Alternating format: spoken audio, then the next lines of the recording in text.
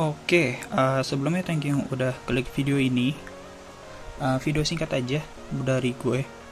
Gue pengen nyoba sekalian apa ya? Sekalian nge-share aja lah.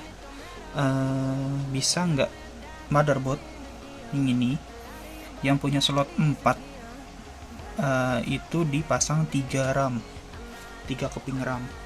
Ini RAM-nya sama kayak yang nanti gue pasang nih.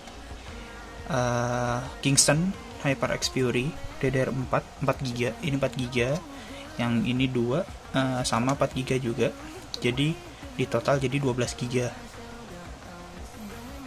Penasaran aja sih bisa atau enggak gini, sekalian gue pasang.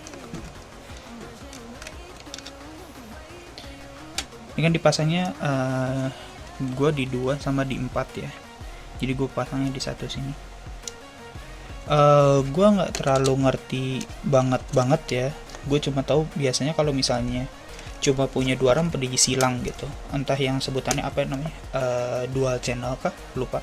Sorry kalau misalnya salah, kalau salah boleh di komen nanti.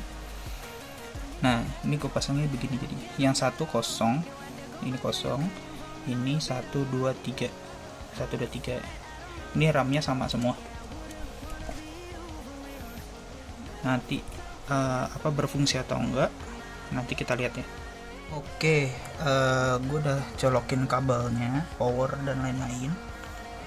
Ini sorry nggak terlalu kelihatan, tapi memori masih 3. Setidaknya ada tulisan HyperX nya ya, 3 itu. Nah, kita lihat langsung powerin aja, kita nyalain.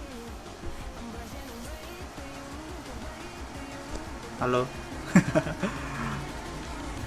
Jadi pengen lihat aja ada masalah atau gimana. Ini baru banget gue colokin ya, jadi gue nggak tahu juga entah device change CPU memory, berarti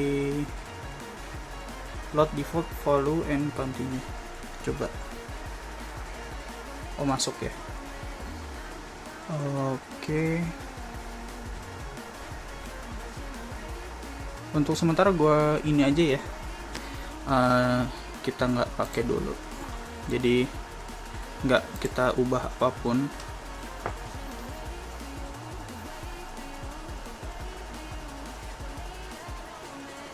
Yang jadi masalah nyala atau enggak gitu.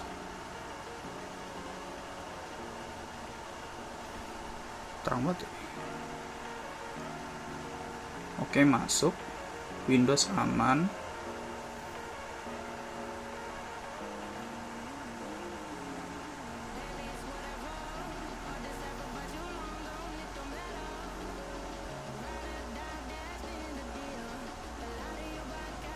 Emang selama ini ya?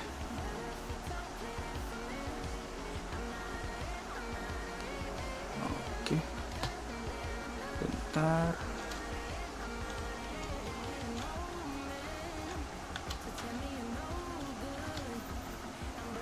Oke, masuk, nyala, masih berjalan ya.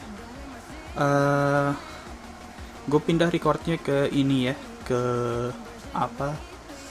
Gue pindah recordnya ke PC biar kita lihat dalamnya kebaca atau enggak 12 giganya.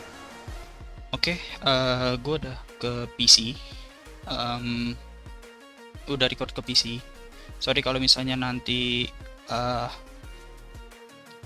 record yang tadi di HP kurang bagus, karena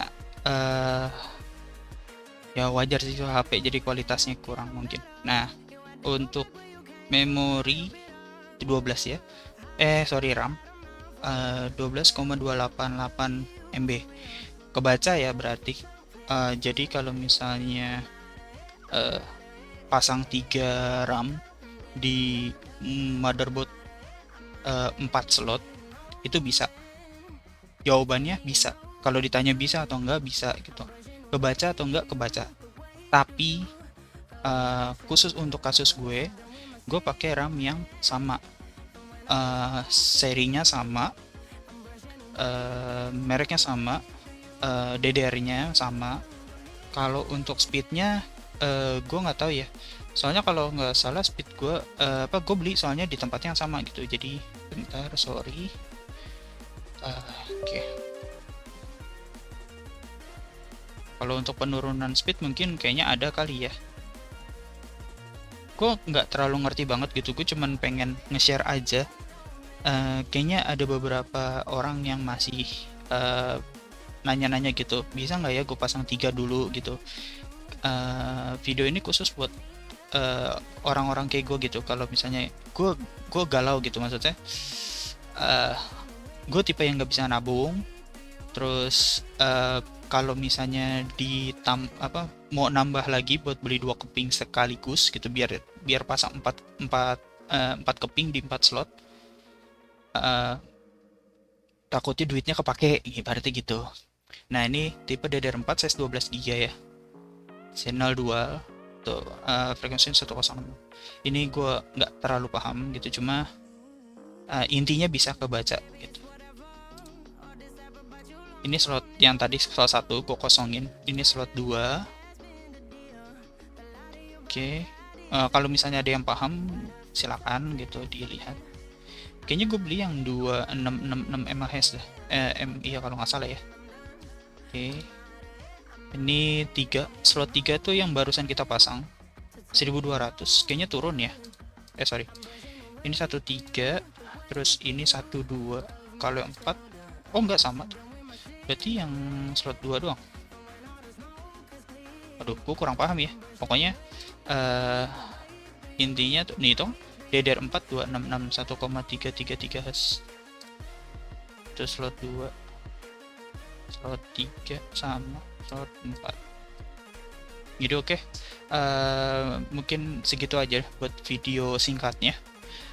Gue cuma pengen ngasih tahu sih bisa atau nggak bisa gitu, buat khusus orang kayak gue, buat kayak orang-orang kayak gue gitu. Kalau misalnya mau beli ibaratnya kayak beli RAM nyicil gitulah ya. Jadi oke, segitu aja dulu buat video kali ini. Thank you yang udah nonton sampai habis. Sorry nggak ada kamera juga karena tadi HP buat ngerekam. Jadi oke, thank you, bye. Oke, sorry lupa sama kesimpulannya. Singkat aja, kesimpulannya jadi gini. Pertama, gua nggak menyarankan untuk pasang 3 RAM di 4 slot motherboard. Kenapa? Karena ya lebih bagus 4 atau enggak 2 juga gitu. Misalnya kayak gue kan maunya 16 GB, bisa beli yang 88 gitu kan, atau enggak beli 4444 gitu. Tapi ini masih ada tapinya. Perhatikan motherboard yang kalian punya sama prosesornya juga, ngangkat atau enggak cari lihat juga speednya, kuatnya berapa. Kalau misalnya bingung caranya itu, kedua, baca buku panduan itu penting. Baca buku panduan di motherboardnya. Gimana ya, kalau kalian mau ngerakit gitu, ngerakit PC, diwajibkan untuk baca. Kecuali kalau udah mahir banget ya silakan, gak apa-apa. Untuk orang-orang yang kayak gue juga, gue kan niatnya nge-share juga. Jadi baca buku panduan itu penting. Itu kedua. Ketiga, kalau misalnya masih ragu juga, beli langsung ke ke tempat komputernya, di yang gerai komputernya gitu ibaratnya. Tanya gitu, pasti kalau misalnya orangnya kalau misalnya pelayanannya baik, biasanya mereka pasti menjelaskan gitu dengan jelas. Kalaupun nggak mau datang, bisa juga online di chat aja. Gue pernah beli, lupa, pokoknya itu dijelasin juga gitu, secara detail gitu. Sorry, bukan gue yang beli, teman gue yang beli ini, beli VGA gitu.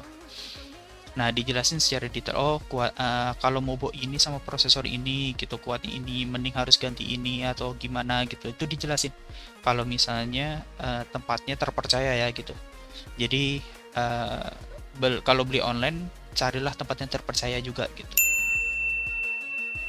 Keempat, kalau punya teman yang ngerti ngerti PC, ya bisa saling sharing gitu, apa enggak tanya juga nggak masalah, kalau yang penting jangan ngerepotin aja gitu. Kalau misalnya masih nggak yakin juga gitu, ya tetap balik ke poin ketiga gitu, tanya gitu. Udah mungkin kayak itu aja kali ya. Sorry jadi ditambah videonya karena udah closing, jadi ya oke, thank you, bye.